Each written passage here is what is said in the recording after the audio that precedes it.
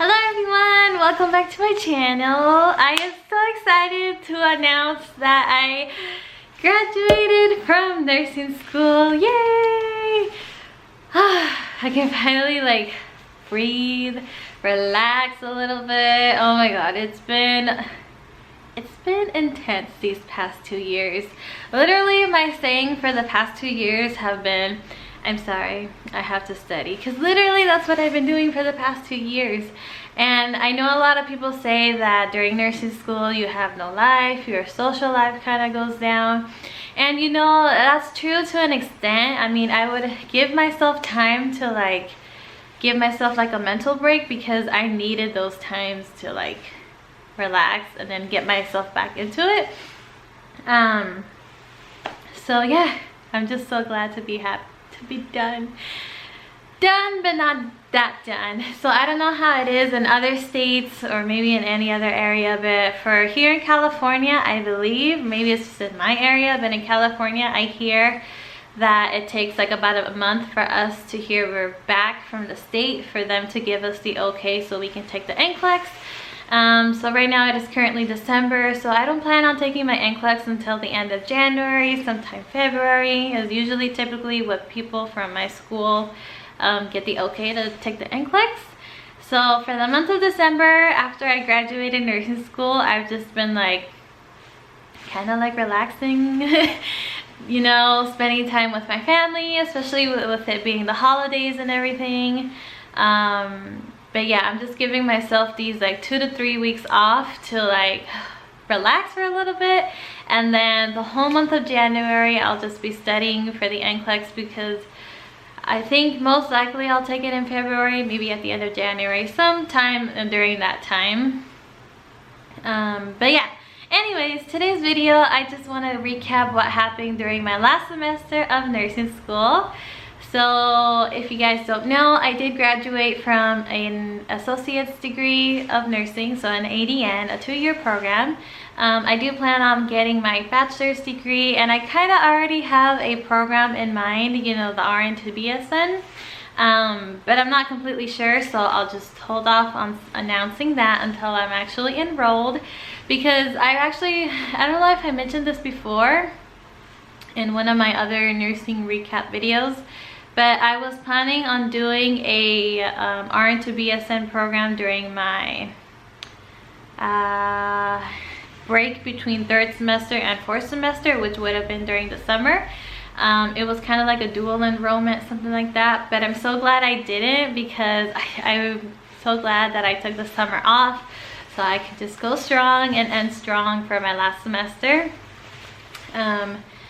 So yeah, so before I even start with 4th semester, during the summer I ended up taking, it was the bundles. So basically I took an ACLS, PALS, and a basic to intermediate EKG interpretation, because previous students have taken this course before 4th semester and they highly recommended it. So, you know, me and my classmates ended up taking it, and I highly recommend doing something like that. If you know that you're going to be doing those type of courses, I suggest you doing an additional class.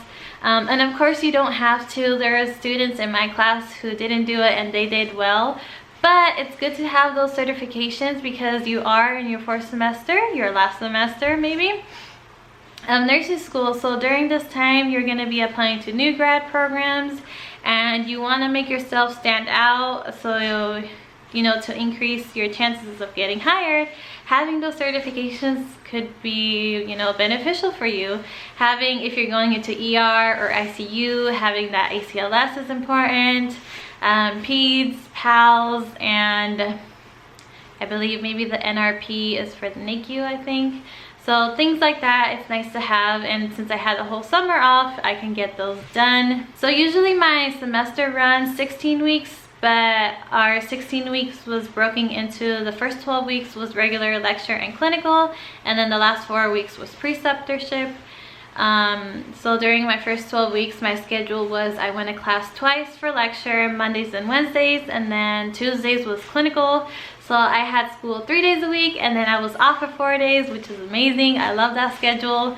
Sometime in the past, I believe I had that schedule maybe in 3rd semester, and it was amazing. Of course, I worked during this time as well, but I was still per diem, so I only worked once a week, which was 12 hours, and I worked in the hospital as a CNA, basically, as a tech. And even on those 1 days that I was working, I was like, I wish I had this time off so I can study, but it was manageable, it's doable, I did it. You know, in the end, it worked out. We started off the semester learning about EKGs, then some mechanical ventilations, cardiopulmonary disorders, and then we ended the semester with ACLS stuff. So that's why a lot of my classmates did that program or that bundle, because that's what we're learning in 4th semester, and a lot of it was really helpful. The way how my school does it is that they try to mimic the exam so it can match the NCLEX. So they had a lot of select all that applies, and those are my weak areas, and I'm like, no. Like going into 4th semester, I was like so scared about 4th semester because there was going to be like a lot of select alls, and I was like, I don't know how I'm going to do. But luckily, you know, I ended up passing all my exams, which was a first. Usually there's one exam that I don't do well, but this semester I did well, so I'm proud of myself.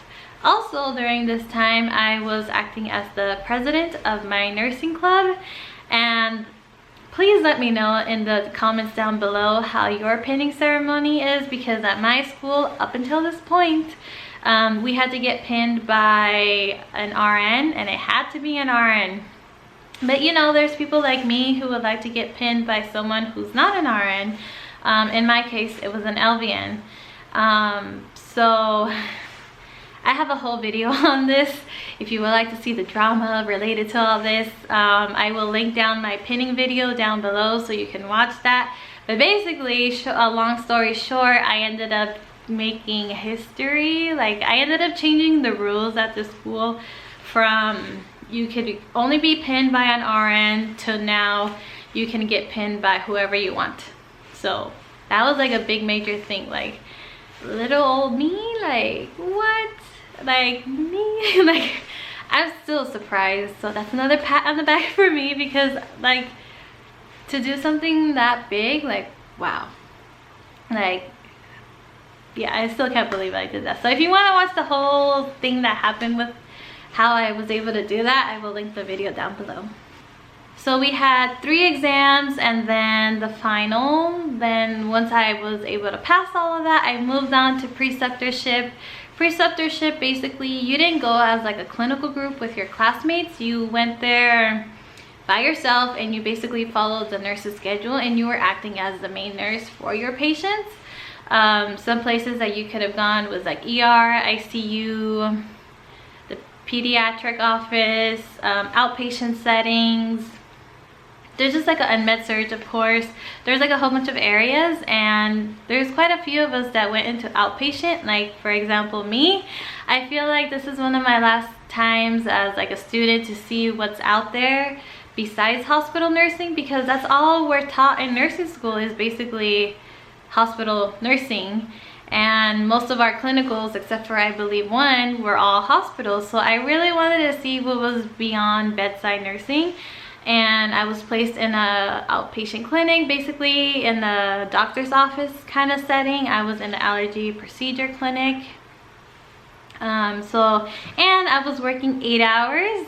Well, I was there for 9 hours, but I had a 1 hour lunch. That was like amazing, because you know, usually in the hospital, if you work 12 hours, you have a 30-minute lunch and then you're back on the floor, so you have to eat your food really quick. So when I was an outpatient, I finished my food in like 15 minutes, and then I was like, cool, so now what do I do for like these 45 minutes? Like, what? It was amazing, you know. But I could see the pros and cons now of like outpatient versus like inpatient. So inpatient, you know, you're only working 3/12s and then you're off for 4 days, versus outpatient, basically you're doing 8 hours Monday through Friday kind of thing, you know. So everything has its pros and cons. So once I was able to finish with that, then when I finished it the next day, we had all of us had to go on campus, and we have to do this like mock interview. So we were all dressed in interview clothes. We had to bring our portfolios. So not only does the nursing staff stay graded, but also we had some people from like the actual like community come in and interview us. And even though it was like a mock interview, some of the interviewers treated it as like real interviews, and if they saw potential in you, they would offer you a job on the spot. And it's happened to some of the students. I don't think I've heard anything for my class, but in previous cohorts, that's happened to them. So you never know, it was good practice and you could have been offered a job. Also on this day, we were gonna be practicing our pinning ceremony. You know, how we're gonna walk, when they call our names, where do we go, and you know, little things like that. But it was raining. At our school, usually the pinning ceremony for the spring is outdoors. But since we graduated in the fall, meaning in December, when it's, you know, rainy season, not all the times will, like we don't know when it's gonna be raining, so we go to our sister college where it was indoor, but we were gonna be practicing outdoors at our school because we were there for the mock interview, so might as well practice. But that didn't end up happening, so we just practiced the day of the pinning ceremony. We just got there a little bit early. Then so that was done, and then the following week we had to do a Kaplan predictor exam. I know some other schools they use ATI, but for my school we ended up using Kaplan. And to be honest, I'm not a big fan of Kaplan. I just don't like their rationales. Sure, their questions can be okay, I guess, but like I just don't like the rationales. And basically this predictor was meant to see if you were gonna pass the NCLEX or not. And then 2 days after the Kaplan exam, 2 days after the Kaplan exam, we had the pinning ceremony, and I have a video on that, so if you want to watch it, I will link it down below. And then finally, I am done with nursing school. Graduation, you know, the commencement only happens once a year during the spring, at the end of the spring semester, so I didn't have any graduation. I could attend, but that'll be at like, you know, 6 months from now, so I don't really want to. I'm just, you know, done. And I did my own photo shoot with my own cap and gown with me and my friends, and I actually did vlog this day, so if you want to see like the behind the scenes of my photos, I will link the video down below. But yeah, I am so happy, so happy to be done with nursing school. But even though I am done with nursing school, I still have to take the NCLEX. So even though I pass nursing school, if I don't pass the NCLEX, I can't be a nurse. So I still have to study for that. And I think I mentioned this before, but I'm taking December off and then study hard in January. But for now, that is basically it. But you know, in the future, I will be having some RN to BSN videos, so keep an eye out for that. And that's gonna be it for today's video. I hope you guys enjoy it.